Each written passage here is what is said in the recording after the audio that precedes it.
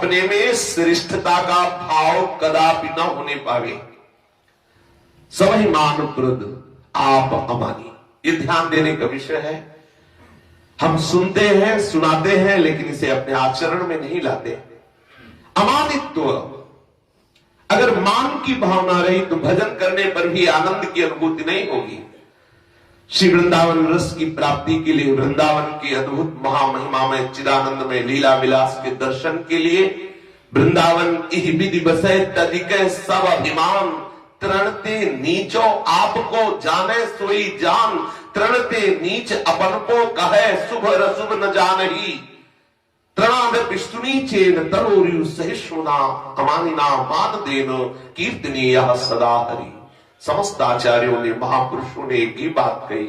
ये स्वयं जगत गुरु भगवान श्री कृष्ण के श्रीमुख की वाणी है। यदि उपासक उपासना में परम रस का अनुभव करने की लालसा रखता है तो अमानित्व, अपने में मानीपन के अभाव का नाम अमानित्व है। वर्ण, आश्रम, योग्यता, विद्या, गुण, पद आदि को लेकर जो अपने में श्रेष्ठता का भाव होता है कि मैं मान्य हूं, मेरा पूजन जगत कर रहा है, मैं आदरणीय हूं, बड़ी बड़ी सभा में मेरा आदर किया जाता है, जहां ये भाव उत्पन्न हुआ तो आप समझ लो विनाशशील शरीर के साथ आप तदात्म भाव को प्राप्त है, ना कि प्रभु के चरणारविंद में। जहां मान की भावना है, जितनी भावना है उतनी मात्रा में आप प्रभु से विमुख है। आप शरीर में उतना राग कर रहे हैं, तदात्म भाव है, तभी मान की आकांक्षा है। जड़ता की मुख्यता होने के कारण, शरीर की प्रधानता होने का, मैं ब्राह्मण हूं, मैं अमुक गुण वाला हूं, मेरी अमुक महिमा है, समाज में मेरी प्रतिष्ठा है, आदि आदि, ये सब शरीर को लेकर है, जड़ता को लेकर। जहां जड़ता की मुख्यता है वहीं मानी भाव रहता है। साधक में जब तक मान रहता है तब तक ना वास्तविक ज्ञान होता है, ना वास्तविक भक्ति होती है। ये मानीपन उपासक में जितना कम रहेगा उतना ही जड़ता का महत्व कम होगा। जड़ता का महत्व जितना कम होगा, जड़ता को लेकर अपने में मानीपन का भाव भी उतना ही कम होगा, और उपासक उतना ही चिन्मय तत्व का अनुभव करने लगेगा। बिल्कुल सरल बात है। हम भजन करते हैं फिर भी अनुभव में क्यों नहीं आता? तो ये कमियां हैं। सत्संग के द्वारा प्राप्त विवेक से हम अपना सुधार करें। हमारे शरीर को लेकर के जो महत्ता है, गुण को लेकर महत्ता है, जाति को लेकर महत्ता है, सद्गुणों को लेकर के है, इससे अपने आप को बचावे, नहीं तो मानी भाव आपको शरीर में ही तन्मय रखेगा। चिदानंद तत्व की तरफ आप आगे नहीं बढ़ सकते। जब साधक खुद बड़ा बन जाता है तो उसमें मानी भाव आ जाता है। वो जहां भी जाता है उसकी आकांक्षा होती है कि मेरा मान हो। सच्चे उपासक का जब मान होता है तो अंदर से उसे बुरा लगता है, अंदर से वो सोचता है क्या करूं, कैसे इसको समझाऊं कि मुझे अच्छा नहीं लगता। वो कह नहीं पाता लेकिन उसको अंदर से अच्छा नहीं लगता। बड़ी बड़ी सभाओं में महापुरुषों का जहां मान हुआ तो उनके रूप को देखा गया है, हमने दर्शन किए हैं। एक सकुच जैसे कोई बोझा रख रहा हो ऐसा उनके चेहरे पे हर्ष आनंद नहीं दिखाई दिया।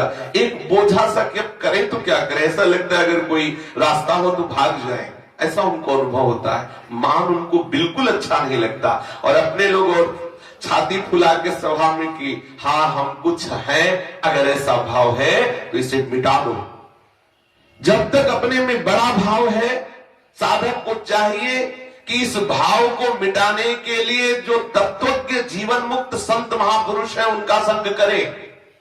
इस मानी भाव को मिटाने के लिए जो तत्वज्ञ हैं, देखो कहीं भी जाओ, किसी भी उपासना में जाओ, यदि वो तत्वज्ञ नहीं है तो पूर्णतया राग द्वेष का नाश नहीं होगा। रस की बात भले कर ले, जब तक ये तत्व ज्ञान नहीं होगा कि संपूर्ण चर अचर हमारे ही इष्ट का स्वरूप है, तब तक वो राग द्वेष मुक्त नहीं होगा। अगर ये ज्ञान नहीं है, अगर ये ज्ञान नहीं है तो सलाह लेने लायक नहीं है, क्योंकि कहीं ना कहीं अंदर राग, कहीं ना कहीं द्वेष है।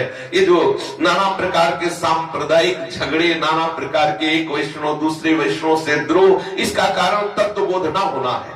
तत्व बोध के ऊपर जो प्रेम की दशा होती है वो निर्विकार होती है।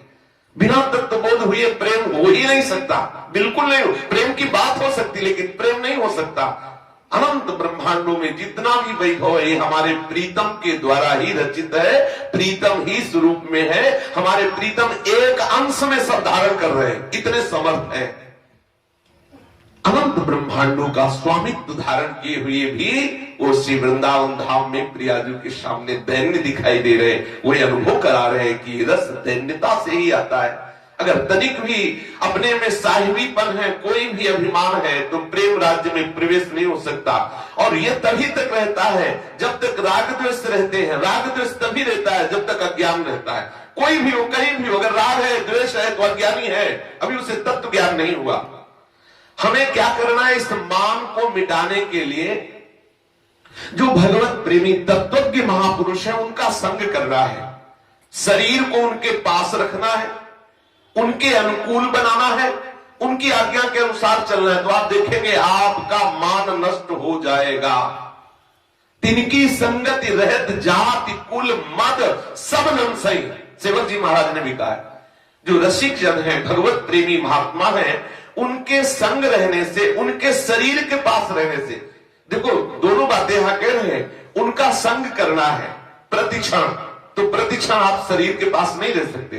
उनके संग का तात्पर्य उनकी आज्ञा के अनुसार चलना। और दूसरी बात यह भी कह रहे हैं, उनके पास रहना है, उनके अनुकूल रहना है, शरीर को भी उनके समीप रखना है, उनकी अनुकूलता देनी। और जब शरीर दूर हो तो उनके चिंतन के अनुसार चलना है, जैसा उन्होंने आज्ञा की है उसके अनुसार हमें चेष्टा करनी है।